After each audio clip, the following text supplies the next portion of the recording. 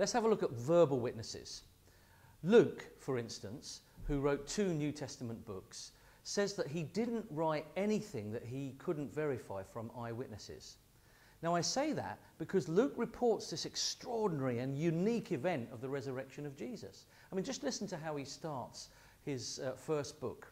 He says, "Many have undertaken to draw up an account of the things that have been fulfilled among us." So he's talking about the events of Jesus.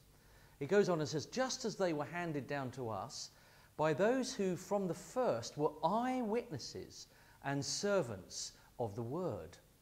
Therefore, since I myself have carefully investigated everything from the beginning, it seemed good also to me to write an orderly account for you, most excellent Theophilus, so that you may know the certainty of the things you have been taught." So here is Luke writing about the resurrection of Jesus, saying he gets all of this from eyewitness accounts.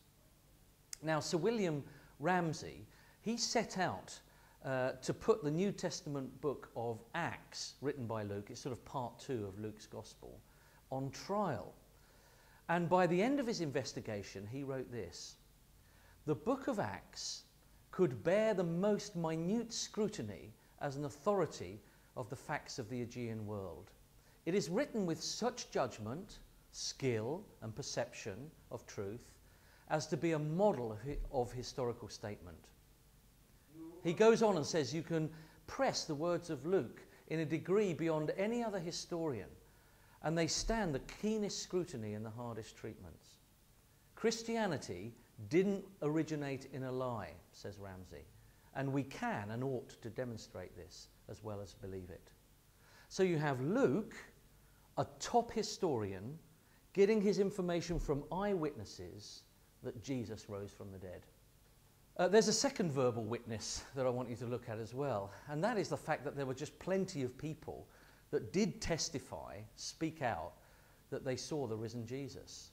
I mean, the first written testimony was probably written within the 20 years of the event, so we can trust that. We see an edited list of the people that saw the risen Jesus in 1 Corinthians chapter 15.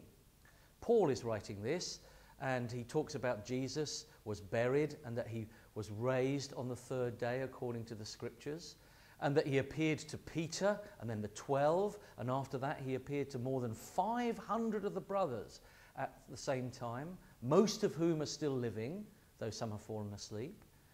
Then he appeared to James and then to the apostles, and last of all he appeared to me also as one abnormally born.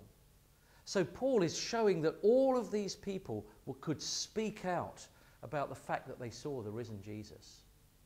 I mean, it's interesting, isn't it? Those 500 people, that most of them are still alive, if you only gave them 6 minutes each to testify, you would have an amazing 50 hours of first-hand testimony declaring that Jesus is alive.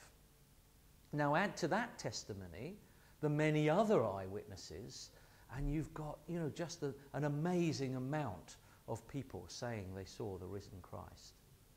Here's some of the other people that you get in the Bible. Mary Magdalene, it says, some women, Peter, the Emmaus Road disciples, the apostles without Thomas, the apostles with Thomas, the 7 by the Sea of Galilee, those upon a mountain in Galilee. That may well have been the 500, but it may well be different. James, the 11 disciples before Jesus ascended, Paul.